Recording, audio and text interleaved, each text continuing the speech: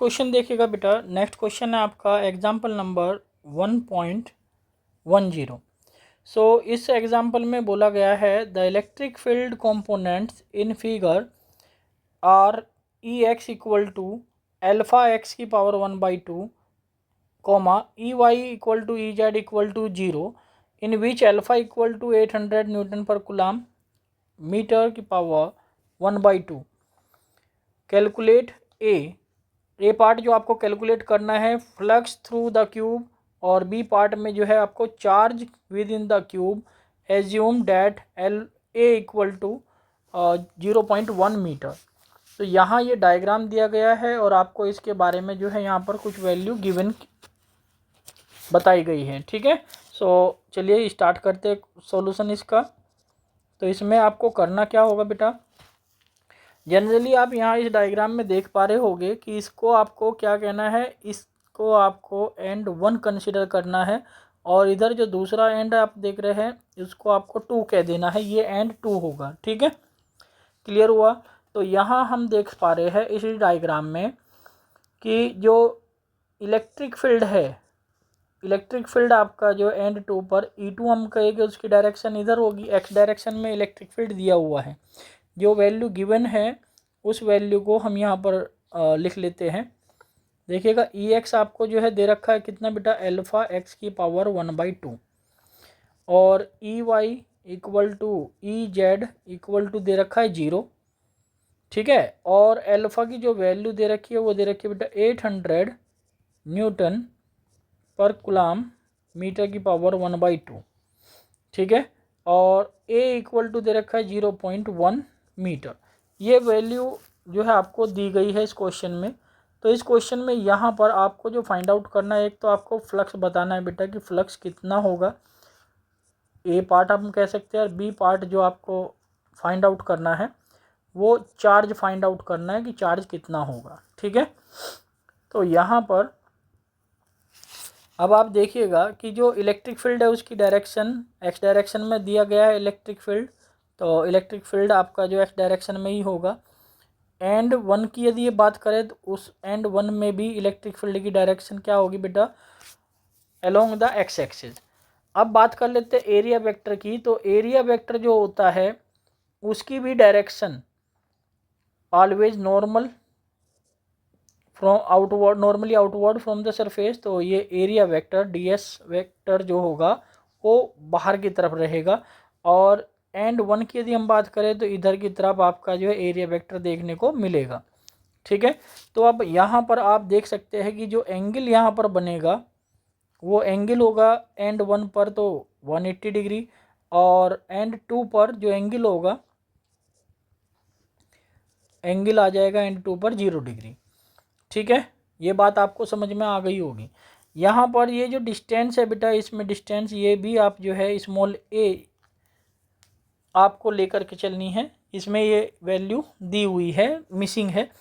ठीक है, तो आपको ये क्वेश्चन तभी सोल्व हो पाएगा, इसका आंसर जो इसमें दिया गया है वो तभी आप इसको कैलकुलेट कर पाओगे। तो ये डिस्टेंस भी स्मॉल ए दे रखी है। ठीक है, ओरिजिन से एक्स एक्सिस। तो यहाँ पर आपको जो है फ्लक्स फाइंड आउट करना है। तो फ्लक्स फाइंड आउट करने के लिए ए पार्ट, इसके लिए हम क्या करेंगे बेटा, टोटल जो फ्लक्स होगा वो हम लिख सकते हैं φE1 plus flux φE2।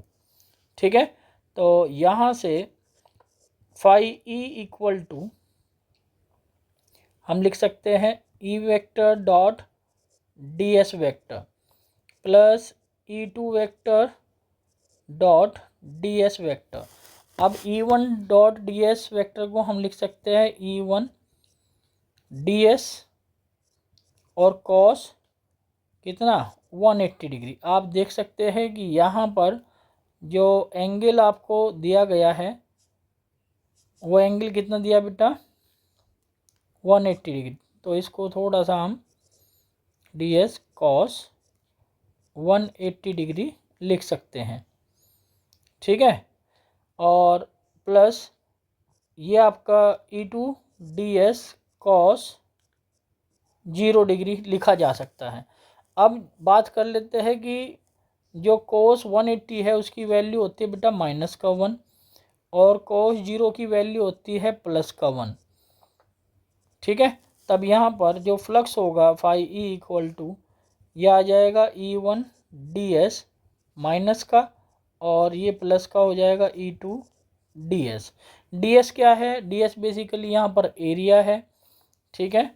ds क्या है? एरिया, ठीक। तो यहाँ पर आप जो है जब वैल्यू को पुट करोगे तो वैल्यू क्या होगी बेटा, इसको आप जो है यहाँ E1 की वैल्यू आप निकाले पहले। E1 की जो वैल्यू होगी वो आपकी आ जाएगी, देखिएगा E1 आपका जो है दे रखा है अल्फ़ा x की पावर 1/2। तो यहाँ पर अल्फ़ा की वैल्यू है 800 और x की जगह आप लिखोगे a। x इक्वल टू क्या है बेटा, यहाँ पर a है, ठीक है। तो ये आप जो है a की वैल्यू है 0.1 की पावर 1/2। तो इसको आप सॉल्व करोगे तो सॉल्व करने पर जो E1 की वैल्यू आती है वो वैल्यू होती है बेटा 252.98 न्यूटन पर कूलम, ठीक है। इसके बाद यहाँ पर हमने E1 की वैल्यू को निकाल लिया, इसी तरीके से E2 की वैल्यू को भी आप निकालोगे। तो E2 की जो वैल्यू होगी, E2 की वैल्यू कितनी होगी, E2 की वैल्यू होगी 800 मल्टीप्लाई ये आपका 0 पॉइंट जो x है, x की वैल्यू कितनी होगी, x की वैल्यू हो जाएगी बेटा यहाँ पर 2a। देखिएगा एंड 2 के लिए यहाँ से लेकर के और ये आपका एवरी जो फेस होता है क्यूब का वो एक स्क्वायर को रिप्रेजेंट करता है, ठीक है बेटा। तो यहाँ से लेकर के यहाँ तक जो डिस्टेंस है वो स्मॉल a है, और यहाँ से लेकर के यहाँ तक जो डिस्टेंस है वो भी स्मॉल a है। तो ये कितनी होगी, 2a हो गई। तो ये डिस्टेंस कितनी आ गई यहाँ से 2a एंड 2 तक, ठीक है।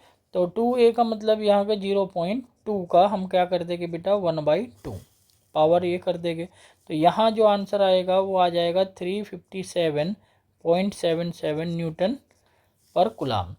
तो यहाँ पर हमने जो है इलेक्ट्रिक फील्ड इंटेंसिटी E2 भी निकाल लिया, E1 भी निकाल लिया है। अब आप जो है इस इक्वेशन को लेते हुए दोबारा से इसको जो है सॉल्व करोगे, यानी कि फाई ई इक्वल टू जो यहाँ पर आ जाएगा वो हम लिखेंगे 252.98 मल्टीप्लाई में ds की वैल्यू 0.1 का स्क्वायर, ठीक है, और इंटू -1 यानी कि cos 180 की वैल्यू तो यहाँ पर लिख सकते हैं, और प्लस का 357.77 मल्टीप्लाई 0.1 का स्क्वायर और मल्टीप्लाई में 1। तब यहाँ से जो फ्लक्स आपका आ जाएगा उसकी वैल्यू क्या होगी, कैलकुलेशन करोगे तो यहाँ से माइनस का 2.52 और प्लस का 3.57, तो जाहिर सी बात है फ्लक्स जो आपका आएगा यहाँ से वो होगा बेटा 1.05 न्यूटन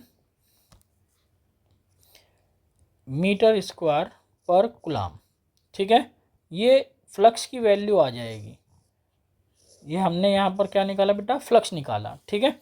अब बी पार्ट में हमें क्या निकालना है, क्यू आपको फाइंड आउट करना है।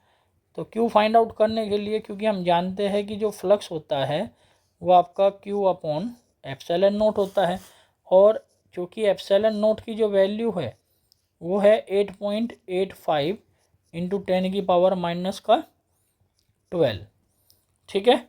तो ये वैल्यू आप जो है यहाँ पर पुट करोगे, देयरफॉर हम कह सकते हैं कि जो फ्लक्स आपको यहाँ पर देखने को मिलेगा क्यू अपॉन एप्सिलॉन नोट की वैल्यू 8.85 इंटू 10⁻⁻12 लिखा जा सकता है।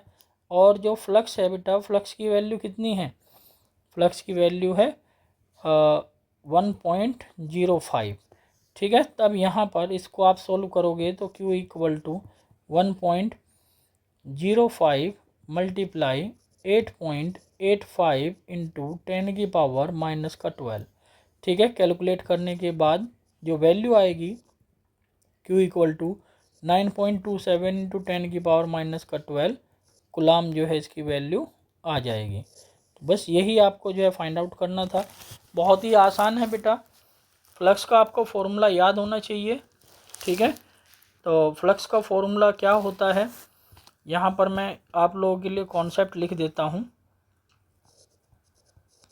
कॉन्सेप्ट क्या रहेगा इसमें कि जो फ्लक्स का फॉर्मूला है phi equal to E D S cos theta, ये फॉर्मूला आपको जो है ले करके चलना है, ठीक है। E D S cos theta, और एक फॉर्मूला तो ये हो गया। दूसरा फॉर्मूला आपका जो रहता है फ्लक्स का according to Gauss theorem, Q upon epsilon naught होता है, इससे आप चार्ज फाइंड आउट करते हैं। तो ये दो फॉर्मूले जो है इसमें की पॉइंट है, बहुत इंपॉर्टेंट रोल प्ले करते हैं। दूसरा जो कॉन्सेप्ट रहता है, कॉन्सेप्ट ये है बेटा इसमें कि जो इलेक्ट्रिक फील्ड इंटेंसिटी दे रखी है वो एक्स डायरेक्शन में दे रखी है, जबकि जो एरिया वेक्टर हम कंसीडर करते हैं उसको ऑलवेज नॉर्मली आउटवर्ड डायरेक्शन में दिखाना होता है। जैसे कि इस डायग्राम में आप देख सकते हैं कि एंड 1 और एंड 2 पर जो एरिया वेक्टर है, एंड 1 पर आपका जो एरिया वेक्टर है लेफ्ट डायरेक्शन में है, लेफ्ट साइड, और जो एंड 2 पर हम देख रहे हैं तो एरिया वेक्टर डी एस जो है वो राइट साइड है। यही दोनों आउटसाइड जो है नॉर्मल आउटसाइड दिखाई गई हैं, ठीक है। क्लियर हो गया। अब आप सोच रहे होगे कि बाकी फेसेस पर हमने जो है इलेक्ट्रिक फील्ड इंटेंसिटी और एरिया वेक्टर को शो नहीं किया, तो उसके पीछे रीज़न ये है बेटा कि यदि हम यहाँ पर शो करते हैं तो यहाँ पर एरिया वेक्टर तो होगा डी एस वेक्टर, ठीक है, बट इलेक्ट्रिक फील्ड इंटेंसिटी होगी टुवर्ड्स राइट, तो एंगल जो बनेगा वो 90 डिग्री होगा। 90 डिग्री जो कोस 90 की वैल्यू होती है वो 0 होती है। तो यही कारण है कि हम बाकी फेसेस पर इसका जो फ्लक्स है वो कंसिडर नहीं करके चलते, क्योंकि वहाँ पर जो फ्लक्स की वैल्यू होती है वो 0 हो जाती है ऑटोमेटिकली। तो यहाँ पर सिर्फ दो फेस पर आपको जो इलेक्ट्रिक फ्लक्स फाइंड आउट करना होता है, उनको ऐड कीजिएगा और ऐड करने से आपका रिजल्ट आ जाएगा, आंसर आ जाएगा। तो आई होप सो आपको ये कॉन्सेप्ट और की पॉइंट बहुत अच्छे से समझ आया होगा बेटा। यदि वीडियो आपको अच्छी लगी है तो please like and share this video to all your friends, ठीक है, and subscribe my channel. Thank you very much.